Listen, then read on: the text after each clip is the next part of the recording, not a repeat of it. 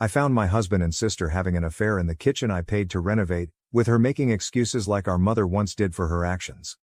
I can't move. If I move it becomes real and I have to accept what I saw and think of what's next. I came home from work early and saw my sister's car thinking maybe she was dropping off some food from her job. But no, I walk in and see my husband and sister naked in my kitchen.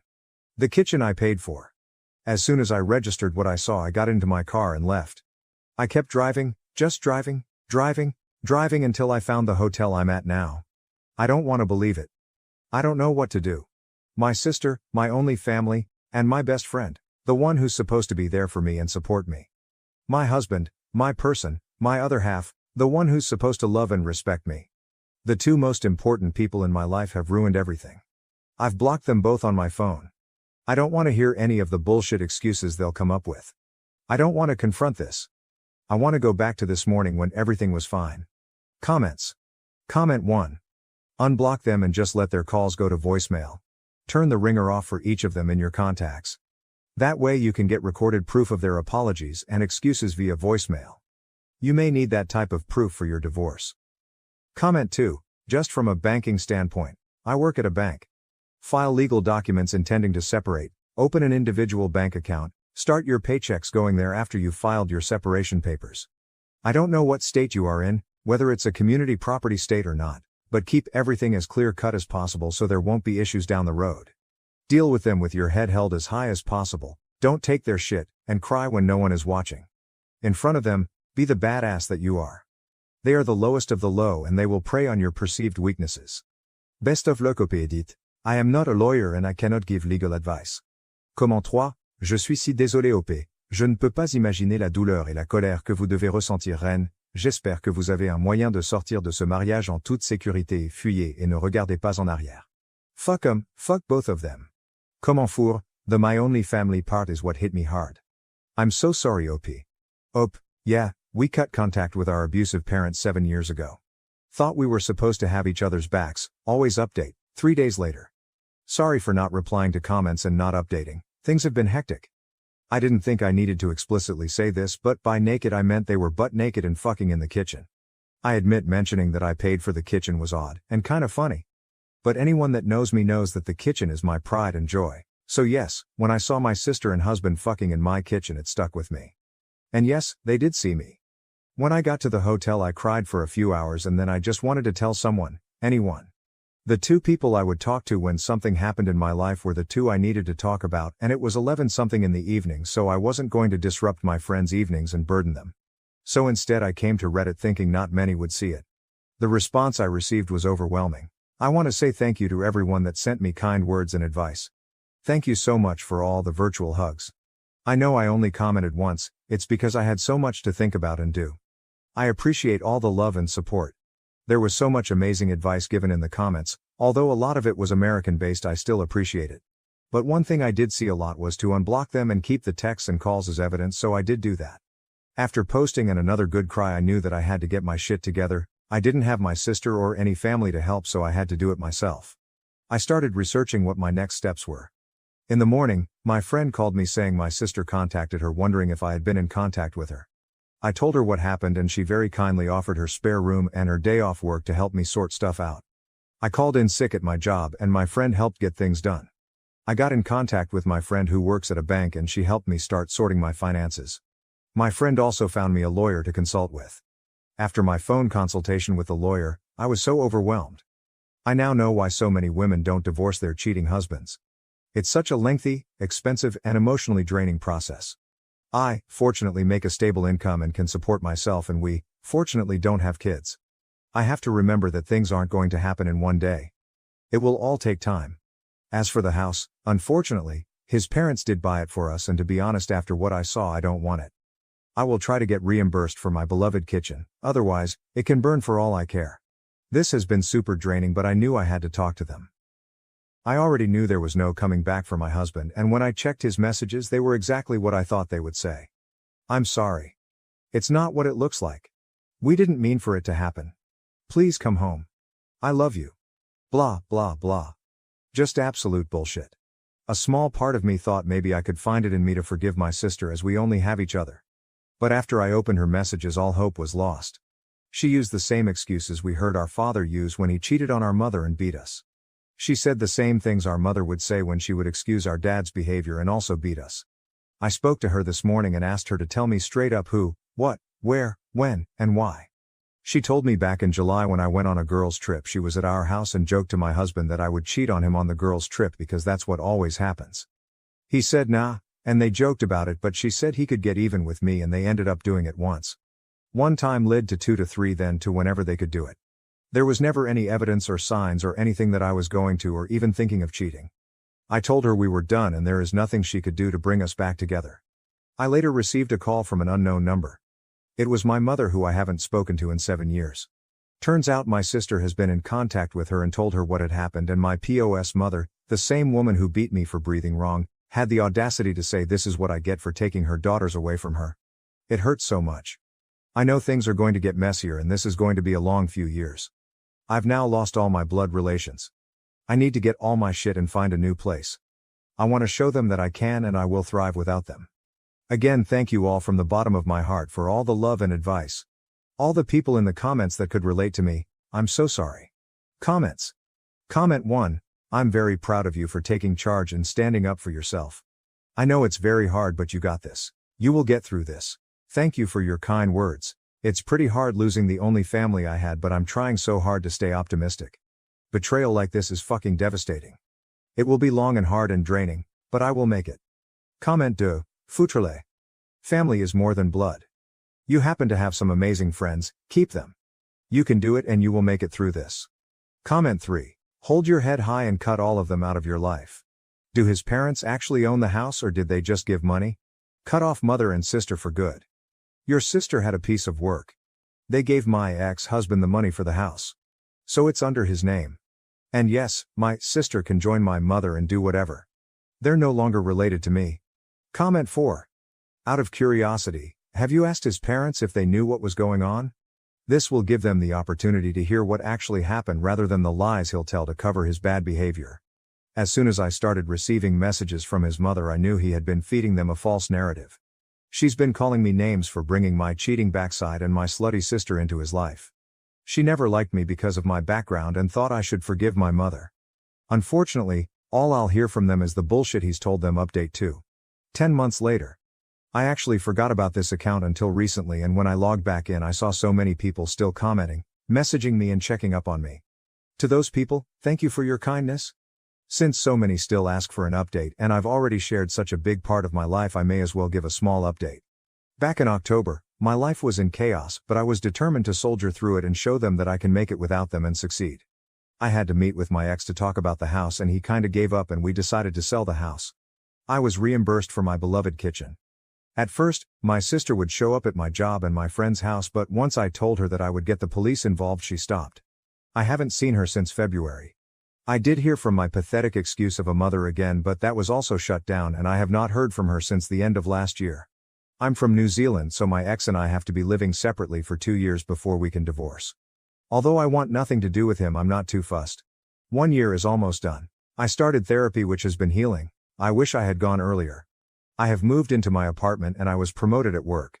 I have also gone on 2 girl trips and had some extra fun these times as I was a single woman. And I've also just started seeing someone. He has been very kind. Thank you all again for your kindness. Hope this is the update you were waiting for. Comments. Comment 1, I'm glad you updated. You're happier. Never introduced the man to the family. Wouldn't put it past your sister to repeat her behavior. Cutting the toxic people in your life brings so much mental freedom. Living a happy single life after divorce is a kindness to yourself. Best update so far.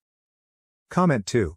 From what it sounds like, she's gone no contact with all of her family, sister included, the former because of the abuse and the latter because of the reason for this post. Now to the next story, story 2. I saved my dad's company, making it a $150 million empire, while my playboy brother was still favored. He humiliated me and took the CEO role, firing me. This story is titled My Deadbeat Brother Spent Years Partying While I Turned Dad's Failing Company into a $150 million empire. He fired and humiliated me during the shareholders meeting. I left quietly. Hello everyone. Before we begin, a small favor. If you love this type of work, please subscribe. It's free, helps the channel, and ensures you never miss out on great videos. Okay, let's get started. Hey Reddit, have you ever had one of those moments when you feel like everything in your life is hanging by a thread? That was where I was 10 years ago, staring at a mess I hadn't made but couldn't ignore. Let me backtrack a little. My father created this corporation from nothing. He was good at what he did, but what about money? Not very much.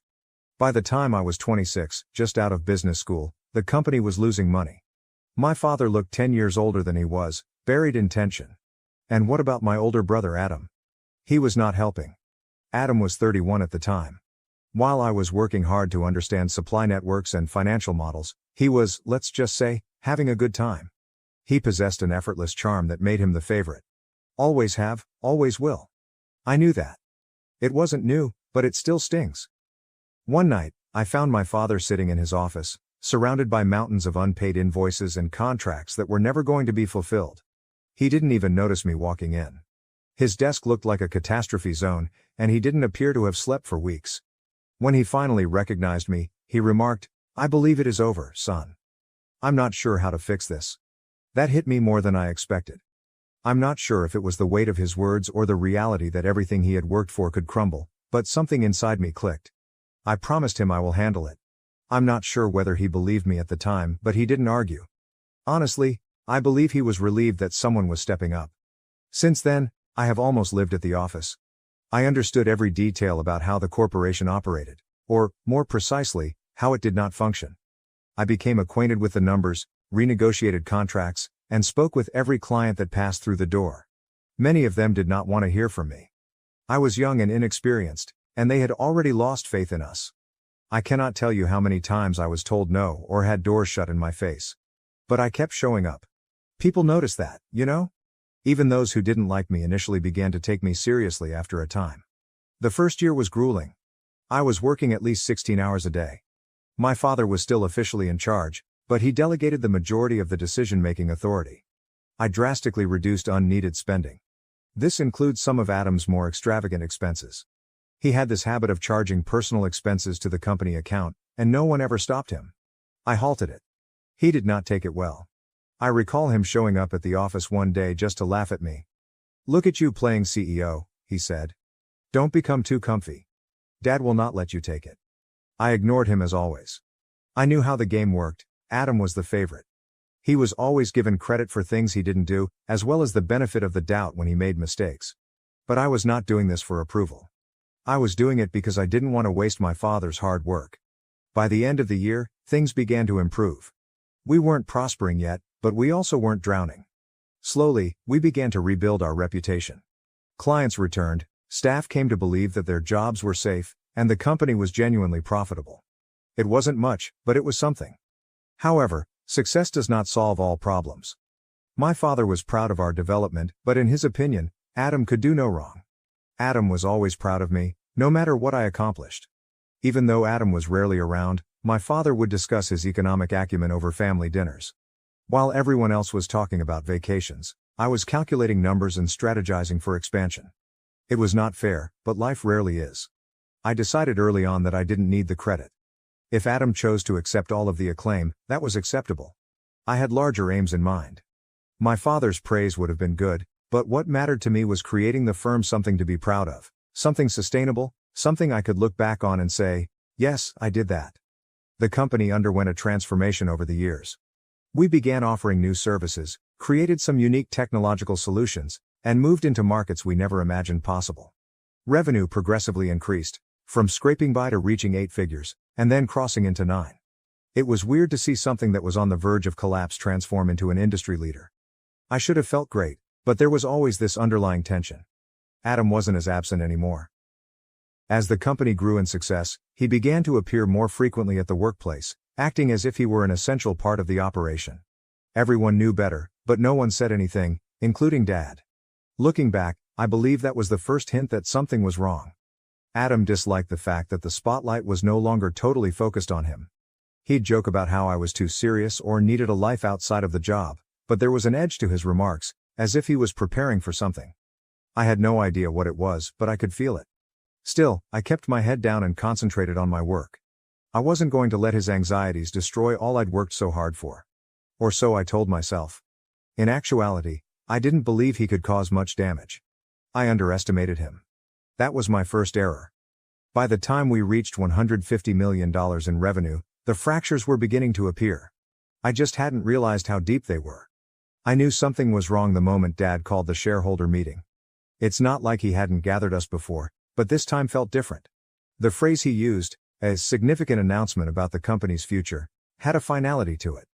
I assumed it was about his retirement. After all, he had been talking about taking a step back for years, particularly after the company had steadied. I was not nervous. If anything, I was prepared. I'd been running the company without a title for years, and this meeting seemed like a formality to make it official. I wasn't seeking for a pat on the back, but I assumed this was a logical step. Who else might take over? Adam arrived late, of course. That was vintage Adam. I was already at the boardroom table, reviewing my notes for the presentation I'd prepared, when he walked in as if nothing mattered. He was always smiling, shaking hands, and cracking jokes. Everyone adored him. That's the issue with Adam. You almost forgot he'd never done anything to deserve the respect he received. He had a knack of making people feel like he belonged, even if he didn't. He threw me a wink as he sat down, which made my stomach turn. Not because I was afraid, Adam had never posed a genuine threat, but because it appeared premeditated. I brushed it off. It makes no sense to let my thoughts go wild before the conference even begins. Dad entered a few minutes later, looking exhausted but resolute. He began his normal spiel about the company's history, how important it was to him, and how proud he was of what we had accomplished. It was a little over the top, but that was Dad's style. He loved to set the tone before breaking the big news. When he finally came to the point, he stood up, fixed his glasses, and said, "It's time for me to pass the torch." He hesitated, gazing around the room, as if expecting for applause or something. After much consideration, I've decided that Adam will be the new CEO. I swear time paused for a second. My brain refused to process what I had just heard. Is Adam the CEO? Surely, this was a mistake. I looked at Adam and he was beaming from ear to ear, not surprised, not taken off guard, just grinning. That's when it struck me. He had known. He had known all along. I didn't have time to think about it because Dad continued going. I believe Adam embodies the leadership qualities this company needs to move forward, he told me. Leadership qualities? The guy who was often late for meetings? The individual whose only contribution to the organization was depleting the entertainment fund for years? Before I could say anything, Adam stood up, clutching a folder. "I'd like to take a moment to address something important," he continued, his tone formal, which was amusing coming from him. He opened the folder and began flicking through the pages, making a huge out of it. "Over the past few months," he continued, "I've come across some troubling discrepancies in the way certain decisions have been made." He looked at me and then at the board members, as if he was trying to judge their reactions. "It appears that my brother has been operating outside his authority." I couldn't believe what I heard.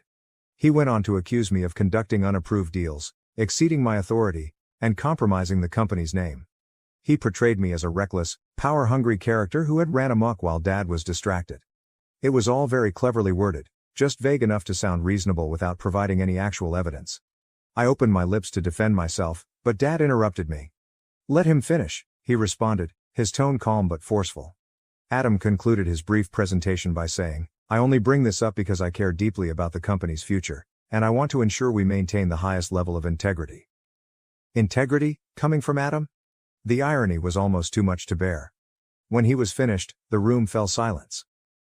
All eyes were on Dad, who took a big breath and announced, "After reviewing the situation, I've decided to terminate Marcus's employment, effective immediately." And my world came crumbling down. Security guards emerged out of nowhere, standing by the entrance, seemingly waiting for the signal to haul me out. I did not fight it. I did not even say anything. What was there to say? The decision had been decided long before the meeting, and I had fallen right into their trap. As I was gathering my belongings, Adam leaned over and muttered, just loud enough for me to hear, "Nothing personal, little brother. Just business." That was when I realized it wasn't all about the corporation. This was about him demonstrating something to me, Dad, and anybody who had ever compared us.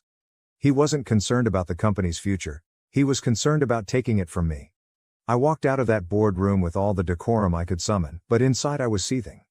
Not only was I caught off guard, but Adam had used years of hard effort against me. He had not only taken the job, but also the narrative. By the time I arrived to my car, My phone was already flooded with texts from coworkers, friends, and even a few board members who were taken aback by what had occurred. I disregarded them all. I needed to think. The drive home was a haze. I continued repeating the encounter in my thoughts, trying to figure out why I had missed the signs.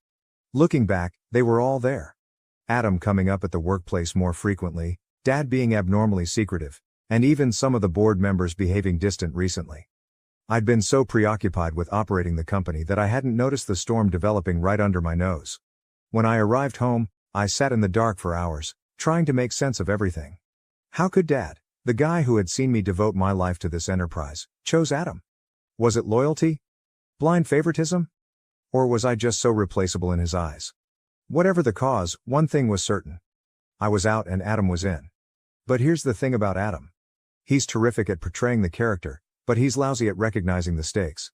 While he was busy celebrating his victory, he didn't realize I wasn't leaving empty-handed. Far from it. I had spent years establishing more than simply a business, I had created leverage. And while they were busy scheming my ruin, they didn't bother to investigate how deep my roots were. That night, I reached a choice. I was not going to fight Adam directly. That's what he expected and wanted, a chance to portray me as bitter and spiteful. No, I planned to do something much smarter. I was going to wait. And when the time came, I was going to remind them all of who started this empire in the first place. The first thing I did was contact a few important employees who had been with the company through thick and thin. These were not spectacular, high-profile individuals. Rather, they served as the company's backbone. The IT staff, a few senior developers, and 2 managers who had worked with me during those difficult early years. I knew they'd answer my phone because, unlike Adam, I'd taken the effort to establish relationships. I didn't tell them everything, I didn't have to. All I said was that there was a lot going on behind the scenes, and if they trusted me, they should wait a few days before making any major choices. Nobody asked questions or hesitated. That was all I needed to know about their loyalty. Next, I focused on the infrastructure. The advantage of rebuilding a company from the ground up is that you know where every piece fits. Over time, I surreptitiously established a separate business to manage our most precious assets, including intellectual property, customer contracts, and proprietary software. On paper, it was simply a support firm designed to streamline operations. In truth, it was the center of the business, and I owned it entirely. Why hadn't I informed anyone about it? Because I knew something like this was going to happen eventually. Maybe not exactly this, but I had a feeling Adam would try to play some form of power play. What about Dad? Let's just say I gave up expecting him to have my back a long time ago. With everything in place, I spent the remainder of the weekend getting receipts, metaphorically speaking. I sifted through years of documents, emails, contracts, and bank records, gathering evidence of Adam's neglect, mismanagement, and blatant dodgy activity. Some of it was minor issues, such as excessive expenditure and missed deadlines. Other issues were more serious. Side dealings with competitors, questionable transactions, and moves that jeopardized the company's future. By Sunday night, I had a folder thick enough to stop a bullet. But that wasn't the endgame. My intention was not to completely ruin Adam, that would have been too simple, and it would have accomplished nothing. My goal was to remind everyone, Adam, Dad, and the board, why I was the one who had originally turned the firm around. On Monday morning, I awoke earlier than usual. Not because I had anywhere to go, but because I wanted to witness the aftermath in real time. I brewed coffee, put up my laptop in my home office, and connected to the company's internal network. Yes, I still had access. You'd think a guy like Adam, with all his leadership abilities, would have thought to withdraw my credentials right away. But no. The first thing I did was activate the failsafe I had programmed into the system years ago. There were no viruses or other dangerous software involved. It was merely a small script that transferred all internal communications to a secure server under my control. Emails, memos, meeting invitations, it all went through me. Then I focused my attention on Adam's PC. Again, no hacking was necessary. He hadn't even changed his password. It was the same one he'd used since college. I uploaded a video file to his desktop and set it to play automatically when he checked in. What about the video? A highlight reel of his worst decisions, replete with timestamps and accompanying documentation. It wasn't spectacular or too dramatic, it was simply a cold, stark reminder of his inadequacy. By 8:15 a.m., the commotion had started. Adam walked into the office, looking smug as ever, and I observed him through the security feed. He sat down at the CEO's desk, turned on his computer, and leaned back in his chair, as if he owned the place. A second later, the video began playing. At first, he appeared bewildered. Then his face flushed red. He banged the keyboard a few times in an attempt to close the file, but it remained open. Every screen in his office showed the same film in repeat. Meanwhile, the notifications began. Board members, department heads, and major investors' inboxes began to fill up one by one with emails. Each email comprised a piece of evidence I had gathered, along with a brief description of how Adam's actions had harmed the organization. I kept the tone professional, no accusations, just facts. Down in the lobby, federal agents entered. I had informed the authorities about some of Adam's more questionable financial practices, and they were ready to speak with him. What about the cherry on top? An email from the IT department notifying the resignation. They had all signed contracts with my subsidiary and were no longer employed by the corporation. The email concluded with a simple statement. We stand with the person who built this company. I saw Adam try to hold it together. He phoned IT support, but no one answered. He called Dad, but his phone went directly to voicemail. He even tried calling me at one point, but I didn't answer. By mid-morning, the board had called an emergency meeting. Adam was summoned, and from what I saw on the security stream, it was not a friendly conversation. I didn't need to hear what was said in that room to know how things ended. By noon, Adam had been led out of the building. I didn't feel smug or vindicated as I watched the events unfold. If anything, I felt relaxed. This was not about vengeance, it was about balance. Adam had spent years relying on charm and manipulation, but when it came down to it, he couldn't keep it up. What about Dad? Well, he had made his decision? I wasn't sure what would happen next, but one thing was certain, the game had changed. And for the first time in a long time, I had complete control of the situation. The news quickly spread. Employees were muttering by the afternoon about federal authorities arriving, Adam leaving, and the CEO being hauled out of the premises. In the age of immediate communication, this type of turmoil cannot be restrained. By the next morning, rumors had turned into headlines. Company scandal rocks leadership team. There were no names yet, but everyone understood who they were talking about. The stock price plummeted. It wasn't a steady drop, it was a free fall. Investors began withdrawing as soon as they discovered the company's fundamental assets were no longer in its hands. That was intentional, of course. The subsidiary I'd established to house it all had been legally autonomous for years, and it was now the foundation of my new business. Adam inherited a bright, empty shell. Meanwhile, I kept my head down. I wasn't about to show up in the middle of this and look like the man who rubbed salt in the wound. I'd already done enough to disrupt Adam's alleged authority. The following step was not about myself, but about the individuals who truly made the company operate. That morning, I wrote an email to every employee. It was short and to the point. Subject: a new opportunity to the present staff. You have witnessed the happenings of the previous day. Many of you are probably concerned about your future. I want you to know that your efforts and dedication have not gone unappreciated. I'm inviting you to join a new organization where your contributions will be respected, your jobs will be secure, and you'll be working with leaders that value innovation and honesty. Your jobs and benefits will remain unchanged, with more support and possibilities for advancement. If you're interested, you may learn more here. Link. There is no pressure, this is totally your decision. Thank you for what you have done. You deserve better, and I hope I can deliver it. Marcus. By the end of the day, my inbox was swamped with responses. People weren't simply signing on. They were thanking me for giving them an out. It was surreal to hear notes from people who had persevered with the company through its worst days, telling me they believed in me, not the organization that had just collapsed. Over 93% of the employees accepted the offer within hours. Adam, on the other hand, was not doing so well. By midweek, the probe into his financial actions had become public. That's when the true dirt came out.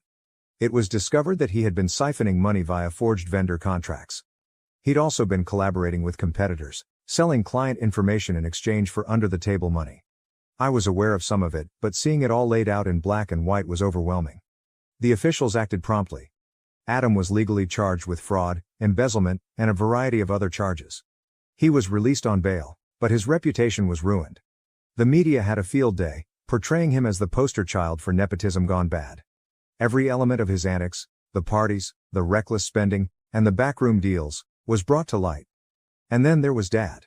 He went radio silent for the first few days, most likely trying to digest what had just transpired. I can only imagine how he felt when he realized that the son he had trusted and favored for decades had turned out to be a massive liability. The board was not spared either. The investors who remained sought answers, and the remaining members scrambled to minimize the damage. But, what could they say? The company's basis has been pulled out from underneath them. Everything that made the business valuable was now integrated into my new operation. That week, I met with the leadership team of my new employer. These were the individuals who had followed me out of the chaos. The IT director, the head of operations, a few important managers, and the core development team. We sat around a conference table in the new office space I had secretly reserved months before. It wasn't spectacular, just an efficient modern setup with plenty of room to expand. The first order of business, I continued, is to ensure that everyone feels stable here. No shocks or gimmicks, we've all gone through enough of that. Everyone nodded around the table. I could see relief on their expressions. For years, they had been caught in the crossfire of poor judgment and partiality. They could now focus on their task without worrying about what Adam would do next. The change was not without its challenges. As expected, there were legal challenges, and a few clients required additional reassurance that this was the appropriate decision. But, altogether, things went more smoothly than I had expected. By the end of the month, we were completely operational, and I could finally breathe a bit easier. Meanwhile, the original corporation continued its decline. With no assets, no leadership, and no clear path forward, it became a cautionary tale in the corporate world. The stock price had been artificially inflated by years of hype and was now worth pennies. Investors left, litigation piled up, and the remaining staff struggled to find new positions.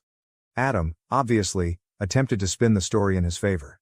He spoke to a local newspaper, stating he had been set up and that the probe was politically motivated. It did not land. By that point, the evidence against him was overwhelming, and even his father refused to defend him publicly. In this scenario, justice was not about destroying Adam, but about holding him accountable. For far too long, he had left it to others to clean up his messes. This time, there was no one left to save him.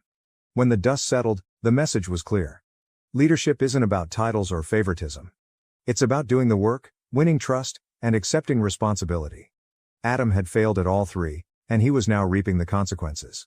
I wasn't out for retribution or gloating. I was determined to create something new, free of the faults of the past. The aftermath had been chaotic, but it was also vital. Sometimes the only way to mend something damaged is to dismantle it and start afresh. A week after Adam's public humiliation, I received the call I was expecting. It wasn't from Adam, but from Dad. He'd been keeping his distance ever since things went wrong, but I knew it was only a matter of time before he reached out. He left a short and direct message on my phone. "We need to talk. Your mother and I are going to see you tomorrow." I did not respond. What was there to say? I understood exactly why he was calling. It wasn't an apology, and it certainly wasn't an admission that he had made a mistake. No, this was about the fallout. The tanking stock price, the litigation, the investors bailing out, and the fact that his entire retirement fund was now invested in a company that was on the verge of failure. The next morning, Dad and Mom arrived at my new company's office on time. I had purposefully kept the place low-key, but I was not trying to hide. They discovered me easy enough. When they walked in, I realized how much they had aged in such a short period of time. Dad looked like he hadn't slept in days, and Mom appeared to have been sobbing a lot. They both sat across from me in the small conference room, the tension thick enough to cut with a knife. Dad was the first to speak. "Marcus," he said, his voice straining, "you've made your point, but we need to figure out how to fix this."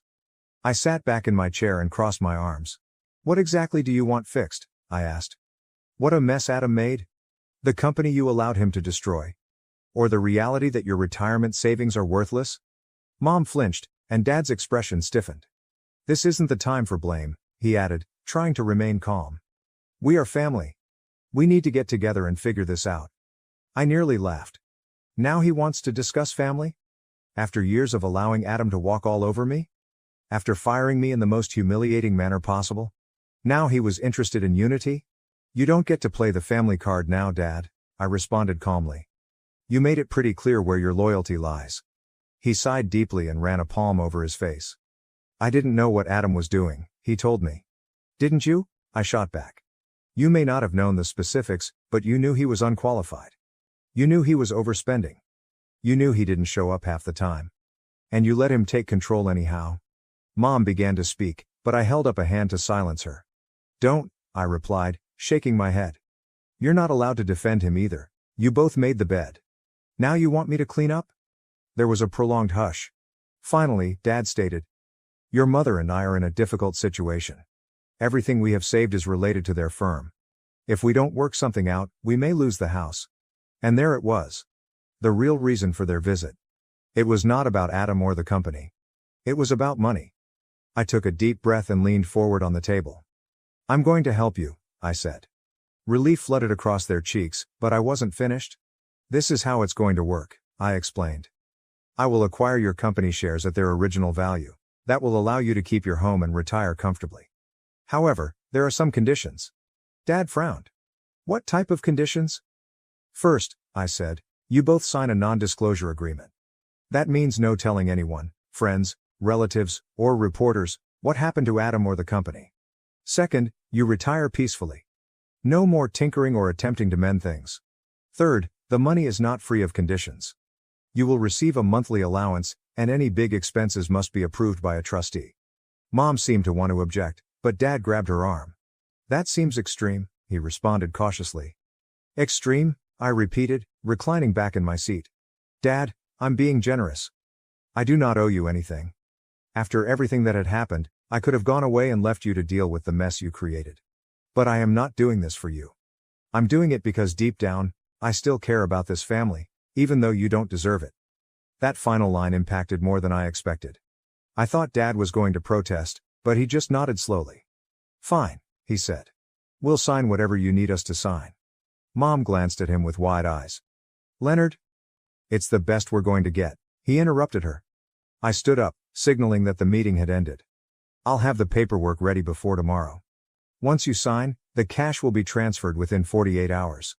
They also stood, and for a moment, we just stared at each other. This was the man who had always urged me to accept responsibility, admit my faults, and strive for improvement. And here he was, crushed and defeated, pleading for a bailout from the son he'd neglected for years. As they went, Dad looked back and said, "You're a better man than I gave you credit for." I did not respond. Words no longer meant much to me, especially when they came from him. When the door closed behind them, I sat back down and stared at the table for quite some time. This was hardly the victory I had expected. It did not feel like a victory at all. But it was required. Sometimes doing the right thing does not feel pleasant. It simply feels like a satisfactory conclusion. I didn't feel relieved or satisfied the day my parents signed the papers. Instead, I felt a peculiar sense of emptiness. It was finished. They had accepted the terms, and the money was on its way to them. I knew that was the correct thing to do, but it didn't seem like a victory. If anything, it seemed like I was finally bringing an end to something that had been broken for years. But life does not allow for introspection. While my parents adjusted to their new financial reality, I had affirmed a run, one that for the first time, was fully mine. The transfer from the old company to my new venture went more smoothly than I had anticipated. Most of the personnel came over willingly, and the important clients stayed with us. It wasn't only about loyalty. They recognized the value of the relationships and mechanisms we'd established. If anything, the tumult surrounding Adam's demise had strengthened their faith in me. They realized who the true driving force behind the organization had been all along. One of the most significant adjustments I implemented was how we worked as a corporation. I had learned a lot from my blunders in the past, particularly regarding honesty and communication. Under the previous regime, decisions were frequently taken behind closed doors, leaving people rushing to adjust without a clear explanation. I wanted to do things differently. We began holding weekly all-hands meetings where I lay out everything: progress, challenges, and impending goals. No fluff, no business jargon, just plain talk about where we were and where we were going. The first few meetings were slightly awkward. People were unaccustomed to that kind of candor, and I could see some of them were waiting for the other shoe to drop. But, over time, they began to relax. They began to trust me when I claimed we were in this together. One of the most pleasant moments occurred around a month in, when one of the senior devs approached me after a meeting. He'd been with the company for years, one of the silent workhorses who got the job done without making a fuss. "Marcus," he began. "I just wanted to thank you. I've been here a long time, and this is the first time I've felt that someone is truly concerned about what we're doing." It took me off guard. I didn't know what to say, so I simply nodded and said, "That means a lot. Thank you for staying with us." Those brief moments reminded me why I was doing this. It was not about proving something to Adam, Dad, or anyone else. It was about creating something meaningful, something people would be happy to be a part of. By the conclusion of the first quarter, we had achieved not just stability but also growth. Revenue was increasing, client retention was at an all-time high, and we had even begun bringing in new business. The team was electrified, and the workplace was alive with a level of excitement I hadn't seen in years. One day, as I walked through the workplace, I overheard two employees conversing by the coffee machine. They didn't notice me, so I didn't interrupt. Honestly, one of them admitted, "This is the finest thing that could have occurred. The previous company was a complete mess. I feel like we have a future here." The other person nodded. "Yes, Marcus gets it. He is not just sitting in his office barking instructions, he is genuinely developing something with us." Hearing that was more satisfying than receiving any award or accolade. It wasn't simply the numbers or the growth that mattered, it was the fact that people believed in our mission. Meanwhile, the old corporation was just scraping by. The lawsuits were stacking up, the stock was basically worthless, and the remaining employees were leaving as quickly as they could. Adam, from what I heard, was attempting to avoid the spotlight, but the harm to his reputation had already been done. He was no longer a name people wanted to associate with. By 6 months, the new company had established itself as the industry leader. We were not only surviving, we were innovating. We developed a new product line that improved logistics for small firms, and it grew faster than we expected. It felt like everything I'd been working on for the previous 10 years was finally coming together. For years, I'd fought to prove myself, to Dad, Adam, and everybody else who had ever doubted me. But in that moment I knew I didn't have to prove anything anymore. I had created something real, something that would last. And for the first time in a long time, I felt calm. It's been 3 years since everything went down. If I'm being honest, I still think about it now and then, not in a bad way, but in a way that makes me wonder how I survived it all. Despite the fact that it drastically altered my life, the entire incident feels like a distant memory. My new company, ours, is booming. When I say thriving, I mean we've achieved every goal I ever imagined imaginable. The team we formed after leaving the previous organization has evolved into something I am very proud of. We are not only lucrative, but also respected. People in the industry regard us as the gold standard, the type of organization that others strive to replicate. That feels good, not because of the recognition, but because it confirms that we are doing things correctly. But let us be honest, prosperity does not erase the past. Every now and then, I find myself going through old emails or looking at news headlines about the consequences. Adam's name crops up on occasion, usually as part of a cautionary story about leadership or nepotism. Last I heard, he was working at a low-level job to avoid detection. I don't maintain tabs on him, but it's difficult not to hear things when your name and his are still vaguely related in some circles. My folks have settled into a tranquil retirement. Mom occasionally sends me emails with updates on their new activities or the neighborhood potlucks they have started hosting. Dad, however, has been mute. I haven't communicated with him since the day he signed the papers in my office. I don't think he's bitter, but I also don't think he understands how to rebuild the bridge he burnt. And frankly, I'm not sure I'd let him try. It's funny how much perspective time provides you. When everything first started, I was so intent on proving myself, showing everyone that I was the one who deserved to lead. But 3 years later, I realize I don't care about it anymore. People who know and work with me already understand the type of person I am. I don't need to shout my triumphs from the rooftops, and I certainly don't need confirmation from those who question me. For those who are wondering how the quiet one came out on top, let me explain. While others were busy posturing and playing politics, I was doing the work. While they were making noise, I was planning. Because, at the end of the day, being the loudest or flashiest is not what defines success. It's about strategy, resilience, and recognizing what you're capable of, even when no one else does. The peacocks may attract attention, but what about the eagles? We are the ones who observe things from above. And that's the end of the story, or the beginning, depending on your perspective. Thank you for sticking around.